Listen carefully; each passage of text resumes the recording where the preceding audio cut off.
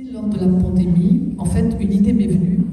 Puisque nous sommes tous séparés les uns des autres, qu'est-ce qui nous reste en commun? Et bien sûr, j'ai pensé au cœur, comme vous auriez pensé au cœur.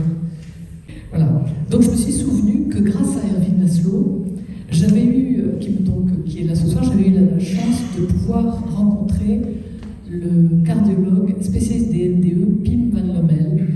Et pour mon livre précédent, Va par où tu ne sais pas, c'était en 2007. Et il m'avait dit, le cœur possède un champ électromagnétique 5000 fois supérieur à celui du cerveau. Mais à l'époque, ça ne m'avait pas dit grand-chose. Tandis que quand cette pandémie est apparue, j'y ai repensé et je me suis dit, mais au fond, et si cet organe, parce qu'on parle bien de l'organe, était la clé du changement qui nous est demandé? Bon, c'était gentil de poser la question, mais après il fallait que je travaille pour voir si j'avais vraiment senti quelque chose. Donc je prends le mot changement évidemment comme un principe de réalité, parce que dans la situation que nous vivons actuellement, nous ne savons pas où elle va nous conduire. Donc tout ce que nous savons, c'est qu'il va falloir réviser nos copies pour, si nous ne voulons plus subir, mais devenir acteurs de nos vies, pour accompagner l'avenir de nos enfants. Donc pourquoi le cœur serait-il la clé, me direz-vous? Parce que, au-delà de ce que nous savons de lui, la science d'aujourd'hui nous en dit beaucoup plus, infiniment plus sur ses pouvoirs que nous ne l'aurions jamais pu l'imaginer il y a 50 ans. Je dis bien il y a 50 ans.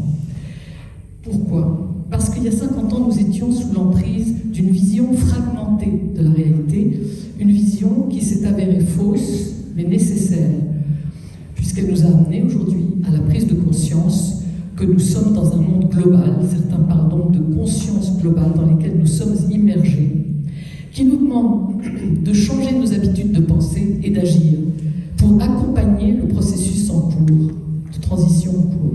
Je vais y revenir tout à l'heure avec Erwin quand il va parler de vision holistique.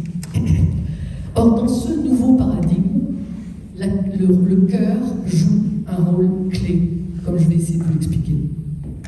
Voici les 5 observations scientifiques essentielles sur lesquelles se base cette proposition.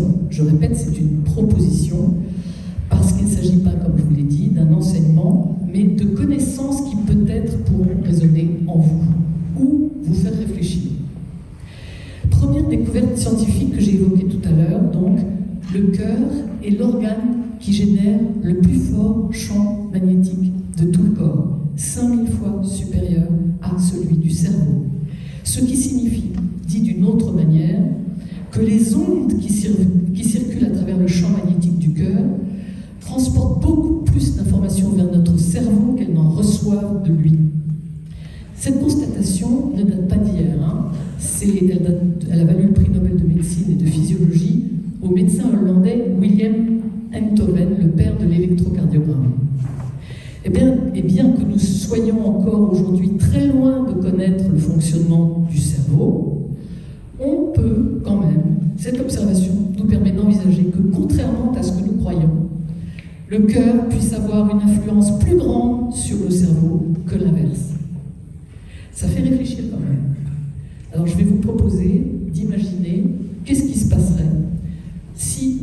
je vais essayer de vous faire imaginer l'idée suivante.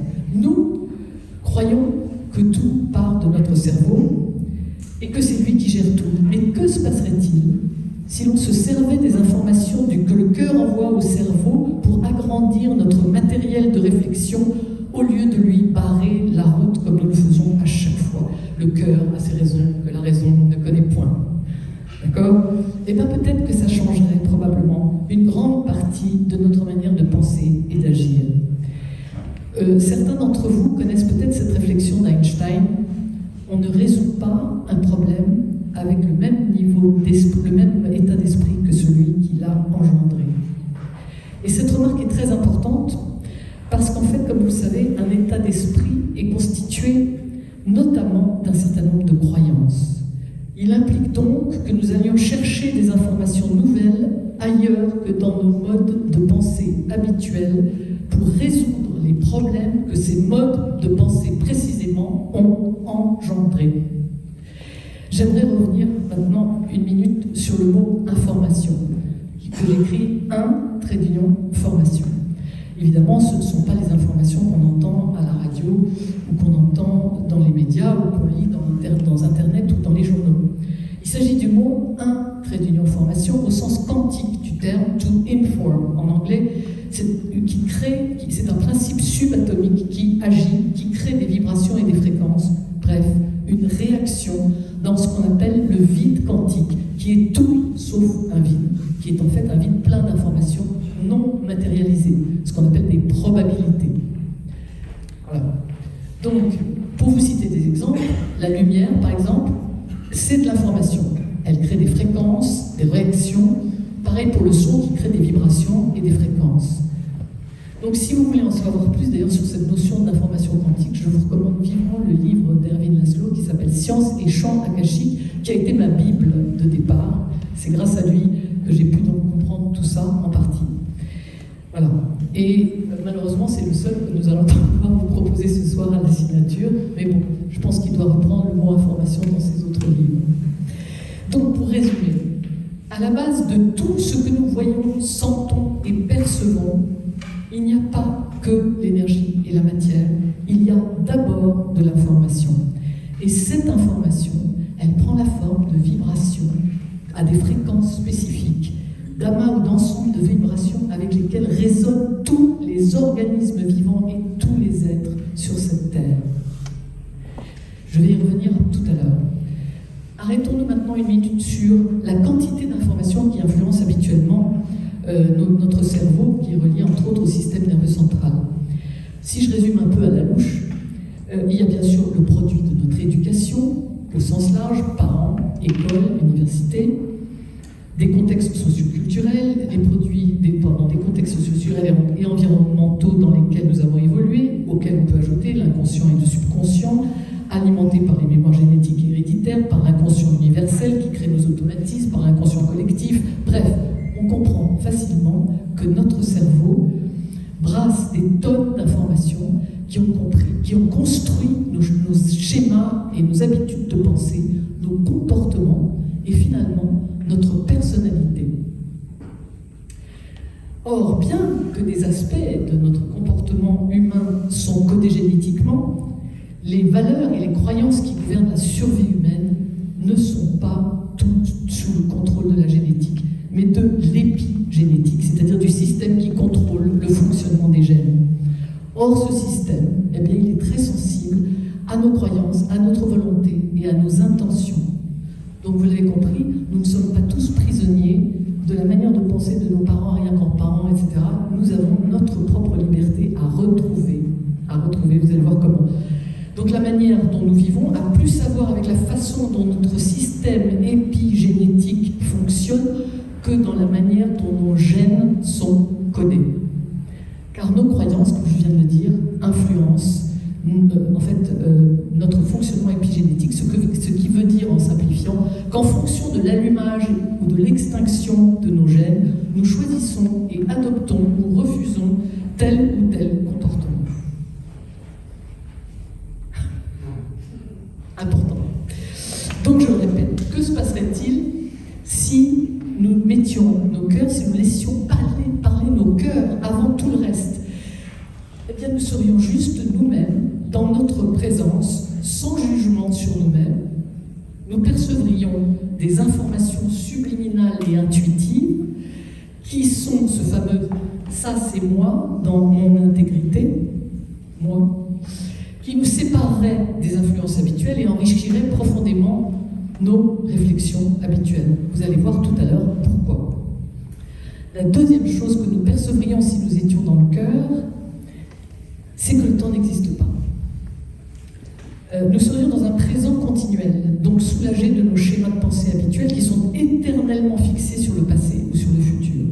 Nous serions simplement, donc ici et maintenant, recevant les informations nouvelles, comme ce soir par exemple, qui émanent de notre corps, de notre environnement et des gens autour de nous, débarrassés de ces jugements, de ces encombrements, de nos mémoires, des lourdeurs du passé ou des aspirations du futur. Donc, nous serions remplis d'une énergie créative, d'une énergie expansive qui nous rendrait joyeux.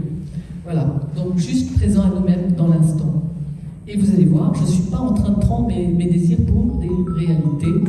Voici ce qu'on constate lorsqu'on observe le cœur au tout début de la vie. Deuxième découverte, le cœur est l'organe, le premier organe fonctionnel dans le corps. Alors, qui se développe donc, excusez-moi, j'étais distraite. Le cœur est le premier organe fonctionnel qui se développe dans l'embryon. Qu'est-ce que ça veut dire? Que le premier son qu'entendent les premières cellules, les petites cellules de l'embryon, c'est le cœur de sa mère. Et la résonance de ce cœur maternel va former le champ biologique dans lequel va se développer le cœur de l'enfant. Car la résonance, vous l'avez compris, transporte de l'information. Il y a donc une sorte d'écho entre les deux cœurs. On peut même dire plus largement que l'embryon va résonner avec ce que vivent les parents, que l'émotionnel de ses parents va influencer, voire modifier l'expression génétique de ce futur enfant. Donc, vous pensez que ça peut être vraiment un hasard de la nature que le cœur soit le premier organe fonctionnel dans l'embryon? Ça n'est pas un hasard. Et quelles sont les conséquences de ces informations dans nos vies? Car à notre naissance, notre biologie, à notre insu, va vouloir reproduire ce qui s'est passé autour de notre naissance et qui a assuré notre survie, puisqu'elle a enregistré l'histoire de nos parents, comme nos parents ont enregistré l'histoire de leurs parents, etc. Et donc nous sommes un enchaînement de causes qui remontent jusqu'à l'origine de l'humain, jusqu'à l'origine de l'animal, jusqu'à l'origine du végétal, jusqu'à l'origine du minéral. Et l'origine du minéral, c'est le Big Bang, c'est cette première rencontre entre le temps et l'espace, qu'Einstein définit comme un continuum, c'est-à-dire un tout. Tout à l'heure, on va vous parler du tout, continuum. Erwin donc va revenir avec moi tout à l'heure sur cet aspect holistique et cette nouvelle vision du monde. Donc pour résumer, j'aimerais aussi citer l'expression de Jean-Philippe Brébion, ostéopathe et fondateur de la bioanalogie. Nous sommes une relation ininterrompue entre le Big Bang et notre naissance. Nous sommes un univers unique dont l'origine est une rencontre entre le temps et l'espace. Je ne sais pas si ça vous fait rêver, mais déjà, vous êtes déjà peut-être élargi.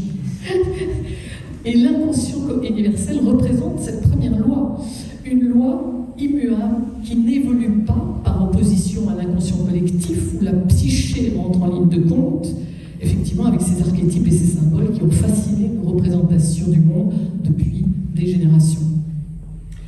Et comme nous le fait remarquer toujours ce chercheur, si nous regardions notre arbre généalogique, eh bien nous nous apercevrions qu'à partir de la 33e génération, c'est-à-dire entre 1000 et 1500 environ, ça ferait plus de 4 milliards d'individus. Or, ce nombre n'existait pas il y a 1300 ans. Donc l'image de notre arbre généalogique qui se perd dans la nuit des temps est fausse. Car à un moment, il se referme, parce que nous avons plein d'ancêtres communs. Donc c'est cette image-là qu'il faudrait garder à l'esprit tout à l'heure, parce qu'elle nous aide à concevoir que nous sommes un, au-delà des apparences, un dans un continuum entre le Big Bang et notre conception, que nous sommes en fait une relation entre ce corps et la totalité de l'univers. Donc on se trompe de cible quand on s'identifie à notre propre corps, car comme le dit ce chercheur, ce n'est pas le corps qui est important, c'est la relation que nous avons avec l'univers. Et comment ça se passe? Eh bien, c'est à travers le cœur notamment, pas que, mais c'est beaucoup à travers le cœur. Parce que le cœur crée une résonance avec les fréquences que nous transmet le monde extérieur, un peu comme un diapason. Je dois ce mot à Erwin, qui lui-même est un musicien. Donc, ça dit bien ce que ça veut dire un diapason. On va y revenir avec toi tout à l'heure. Donc, si nous comprenions mieux le rôle du cœur, nous cesserions d'entretenir nos mécanismes de survie. La peur, le vouloir être reconnu, le vouloir contrôler, vouloir un résultat, s'accrocher à ce qu'on connaît. En d'autres termes, de vouloir donner du sens à notre vie qui nous ramène au passé, et nous laisserions la vie agir en nous ce qui nous mettrait dans un présent créatif, car justement débarrassé de tous ces encombrements. Voilà. Alors ça peut paraître effectivement un peu idéaliste, je suis d'accord, mais ça peut aussi nous faire réfléchir. La troisième découverte, c'est un état psychophysiologique qu'on appelle la cohérence du cœur. Dans les années 1990, un chercheur qui s'appelle Roland McCarthy, qui est directeur de l'Institut HeartMath, dirige ses premières recherches qui établissent un lien entre nos rythmes cardiaques et nos émotions. Et il se demande, mais qu'est-ce qui renforce notre capacité à créer plus d'équilibre et d'harmonie en nous, dans nos relations, dans notre travail, dans la façon dont nous gérons nos défis? Et après 20 ans de recherche, le chercheur identifie un élément central, un état psychophysiologique appelé la cohérence cardiaque. Il favorise un équilibre entre les interactions entre notre cœur, notre esprit, nos émotions et notre physiologie.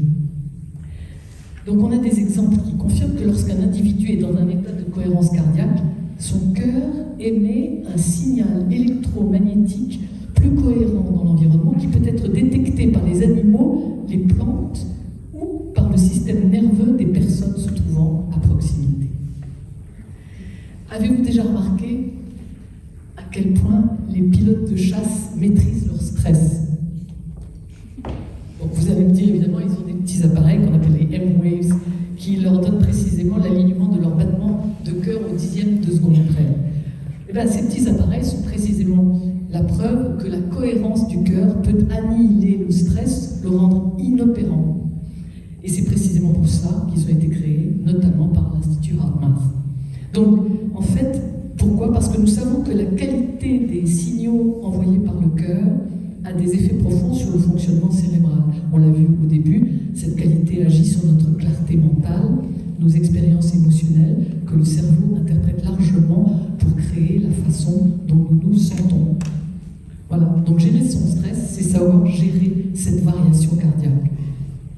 Il est donc essentiel d'accéder à cette intelligence du cœur si nous voulons faire de meilleurs choix dans l'instant. Essentiel. Si vous changez le rythme cardiaque, ça facilite l'apport de nouveaux messages au cerveau. Donc ça ressemble à une découverte, mais ça c'est de la physiologie de base. Le plus intéressant, constate ce chercheur, c'est que notre état de cohérence est activé par nos émotions positives de longue durée. Des images, par exemple, métaphoriquement associées à de longues périodes en lien d'amour, de cœur, comme l'amour parental, l'amour filial, l'amour de la nature. Donc, c'est quand on parvient en fait à faire l'effort inhabituel de se dire « ressens combien tu es encore relié à cette émotion, comme la joie, comme le bien-être, la gratitude, l'amour. Éprouve à quel point ce sentiment te fait du bien, et bien combien il t'apporte de paix. Cela amène progressivement un état de cohérence intérieure. Et cela, une fois que c'est en place, ces émotions reviennent plus facilement. Voilà, pour rendre le terme cohérence plus clair, on va y revenir avec Hervé tout à l'heure, mais je vais vous proposer une analogie. Imaginez que vous êtes en train de méditer, mais constamment interrompu par des pensées et des idées intrusives qui vous perturbent, ça crée une sorte de brouhaha, de confusion interne. Donc pour y remédier, vous tentez de vous focaliser davantage sur votre respiration, votre rythme cardiaque, votre présence intérieure. Eh bien rien qu'en faisant tout cela, vous activez cette cohérence interne qui vous aide à son tour à maintenir votre présence et votre efficacité personnelle.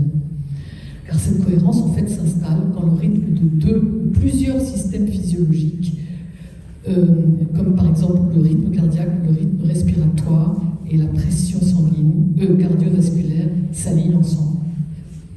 Voilà, donc si vous pratiquez cette cohérence du cœur, elle peut créer des changements de structure dans votre cerveau et se traduire par un nouveau comportement, une nouvelle grille de lecture, une nouvelle normalité.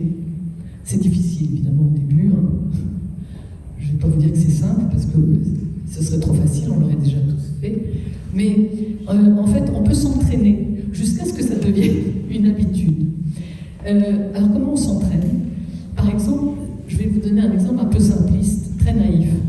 Et si tous les soirs, on se demandait avant de s'endormir, qu'est-ce que j'ai fait aujourd'hui?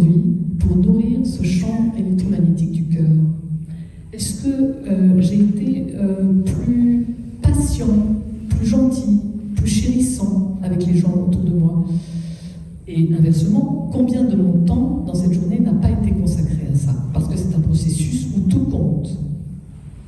Et bien, ces techniques augmentent notre cohérence, notre immunité et notre alignement oral et séquentiel, donc avec notre cœur. Et ils nous apportent une nouvelle voie intérieure et d'autres choix. Et figurez-vous que s'il y a une masse critique de gens qui pratiquent ça tous les jours, eh bien, instinctivement, ça peut impacter toute la planète. Vous allez voir pourquoi. Quatrième découverte. Il y en a que 5, car rassurez-vous. Quatrième découverte, eh bien, ce champ électromagnétique du cœur, il peut englober plusieurs personnes sur plusieurs mètres, voire des kilomètres, quand ils sont en cohérence. Certains chercheurs parlent de 4 mètres, d'autres de plusieurs kilomètres. Et ils nous font remarquer, ces chercheurs, mais il y a sûrement un sens quand même profond dans le fait qu'un seul champ réunisse tout à coup plusieurs personnes qui s'apprécient ou qui s'aiment à ce moment-là. Nous ne savons pas exactement pourquoi, nous disent les chercheurs. Enfin, ça devrait quand même nous dire quelque chose. Ça ne nous rappelle rien. Il y a une certaine sagesse biblique, un certain Jésus qui nous parlait de nous aimer les uns les autres. Il y a eu beaucoup de... Voilà, les prophètes. Bref. Donc, vous voyez que même les découvertes scientifiques résonnent avec les sagesses bibliques et anciennes d'autrefois. La cinquième découverte, c'est que le champ géomagnétique de la Terre influence la santé et les comportements humains et réciproquement. Je vous ai parlé tout à l'heure des fréquences, vous savez, de ces amas de vibrations avec lesquels résonnent tous les organismes vivants sur cette Terre, vous vous souvenez? Eh bien, les scientifiques de l'Institut Hartmann se sont penchés pendant de nombreuses années sur cette question. Nous savons à présent que les fréquences de la Terre se rapprochent de celles du cerveau, du cœur et du système nerveux autonome. Leurs études montrent même une relation surprenante entre la santé, les comportements humains et l'activité solaire et géomagnétique. Elles encouragent l'hypothèse que le champ électromagnétique terrestre porte d'importantes informations biologiques qui réunissent, qui relient tous les systèmes vivants. Mais comment se passe le lien entre ce champ géomagnétique de la Terre et les fréquences de nos cœurs, me direz-vous?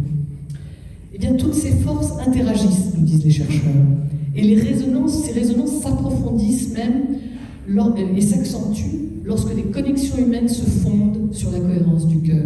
Rappelez-vous les résonances entre le cœur de la mère et le cœur de l'embryon.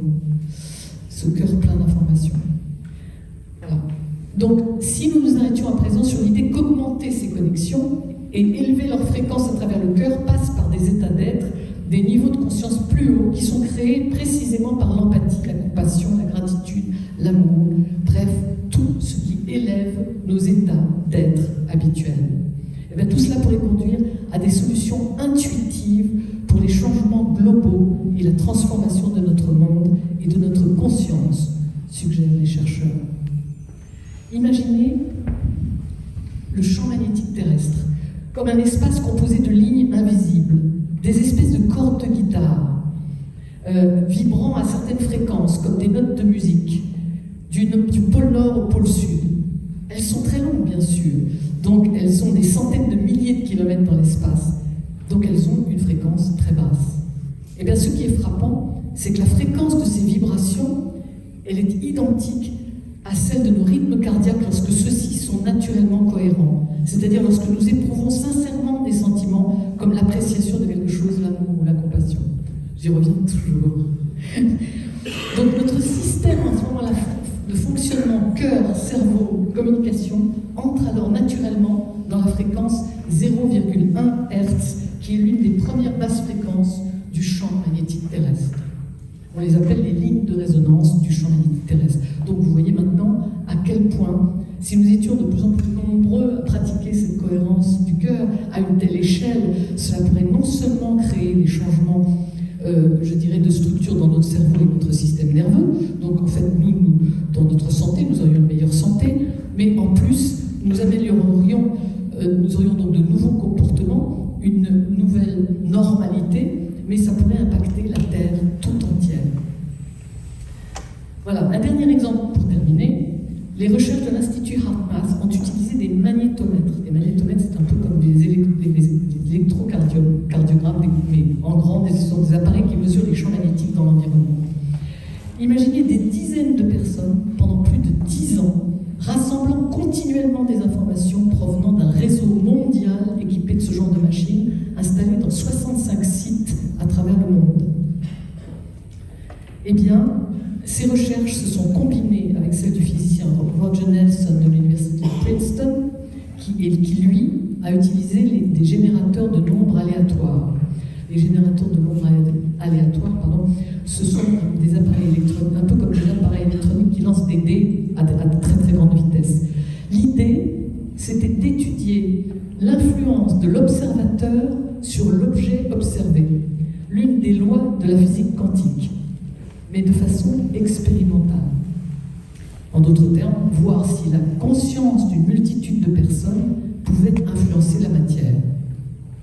Eh bien, leurs observations ont montré que lorsqu'on place un générateur de nombres aléatoires qui produit des séquences continues de bits 0, 1, dans un endroit où des personnes sont exposées à une émotion intense, comme dans une église ou à l'opéra, pendant une cérémonie religieuse, ou je ne sais pas où, enfin, un moment où des gens sont en émotion forte, la séquence fixe de 0,1 ne correspond plus à 50-50, comme c'est le cas lorsque l'appareil se trouve isolé de toute influence extérieure. Donc cette observation laisse supposer qu'une pensée partagée par des millions de personnes au même moment influencerait les séquences des nombres produites par ces générateurs.